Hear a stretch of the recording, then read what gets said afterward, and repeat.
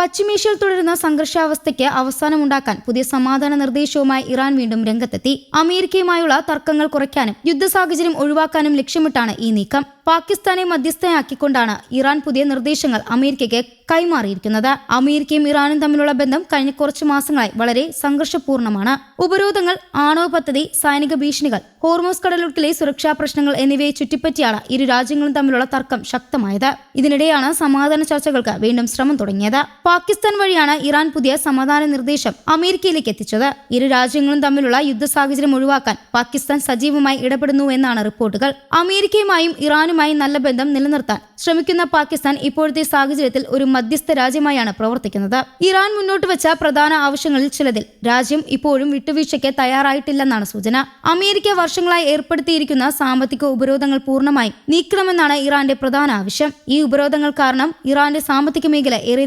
തകർന്നിരിക്കുകയാണ്.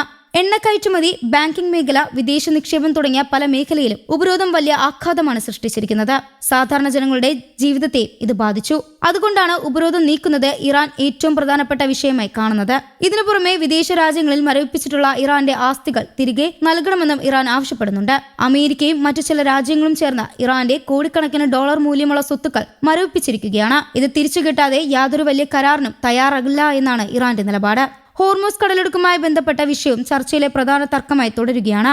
ലോകത്തിലെ ഏറ്റവും പ്രധാനപ്പെട്ട എണ്ണ ഗതാഗത പാതകളിൽ ഒന്നാണ് ഹോർമൂസ് കടലിടുക്ക്. ലോകത്താകമാനമുള്ള എണ്ണ വിതരണത്തിന്റെ വലിയൊരു ഭാഗം ഈ വഴി കടന്നു പോകുന്നു. ഈ കടലിടുക്കിന് മേലുള്ള നിയന്ത്രണം തങ്ങളുടെ സുരക്ഷയ്ക്ക് അത്യാവശ്യമാണെന്നാണ് ഇറാൻ പറയുന്നത്. ആയതിനാൽ ഈ വിഷയത്തിൽ വിട്ടുവീഴ്ച ചെയ്യാൻ രാജ്യം തയ്യാറല്ല എന്നാണ് റിപ്പോർട്ടുകൾ. എന്നാൽ അമേരിക്ക ഈ നിലപാടിനെ നേരത്തെ തന്നെ എതിർത്തിരുന്നു. ഇതിനിടെ അമേരിക്കൻ പ്രസിഡന്റ് ഡൊണാൾഡ് ട്രംപ് കഴിഞ്ഞ ദിവസങ്ങളിൽ കടുത്ത മുന്നറിയിപ്പുകളാണ് നൽകിയത്. ഉടൻ തന്നെ കരാറിലെത്തിയില്ലെങ്കിൽ ഇറാനെ ശക്തമായി ആക്രമിക്കുമെന്ന് ട്രംപ് ഭീഷണി മുഴക്കിയിരുന്നു. സമയം അതിക്രമിക്കുകയാണെന്നും ചർച്ചകൾ നീളുന്നതിൽ അമേരിക്കയ്ക്ക് അതൃപ്തിയുണ്ടെന്നും അദ്ദേഹം പറഞ്ഞു. ആവശ്യമെങ്കിൽ ഇറാനിൽ വീണ്ടും സൈനിക ആക്രമണം ആരംഭിക്കാമെന്ന സൂചനകളും അമേരിക്ക നൽകുന്നുണ്ട്.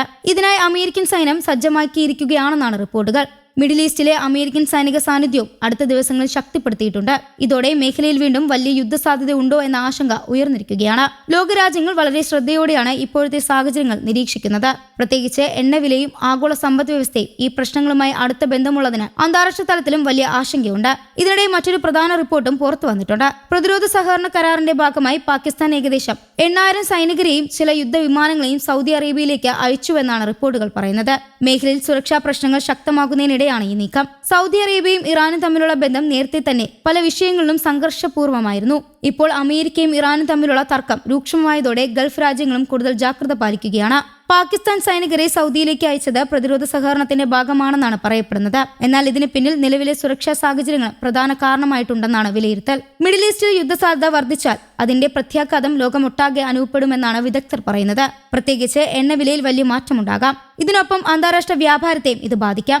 അതേസമയം സമാധാന ചർച്ചകൾ പൂർണ്ണമായും അവസാനിച്ചിട്ടില്ല എന്നത് ആശ്വാസകരമായ കാര്യമായി കണക്കാക്കപ്പെടുന്നു. ഇരു രാജ്യങ്ങളും തമ്മിലുള്ള തർക്കങ്ങൾ പരിഹരിക്കാൻ ഇനിയും നയതന്ത്ര ശ്രമങ്ങൾ തുടരുകയാണ്. പാകിസ്ഥാൻ, ഖത്തർ, സൗദി അറേബ്യ തുടങ്ങിയ രാജ്യങ്ങളും സമാധാന ശ്രമങ്ങൾ സജീവമായി ഇടപെടുന്നുണ്ട്. ഇറാൻ പറയുന്നത് രാജ്യത്തിന്റെ അവകാശങ്ങളും സുരക്ഷയും സംരക്ഷിച്ചുകൊണ്ടായിരിക്കും ചർച്ചകൾ പങ്കെടുക്കുകയാണെന്നാണ്. അമേരിക്കയുടെ സമ്മർദ്ദത്തിന് മുന്നിൽ കീഴടങ്ങില്ല എന്നും ഇറാൻ വ്യക്തമാക്കിയിട്ടുണ്ട്. മറുവശത്ത് ഇറാൻ ഒരിക്കലും ആണവായുധം ശക്തമാക്കാൻ അനുവദിക്കില്ല എന്ന നിലപാടിലാണ് അമേരിക്ക.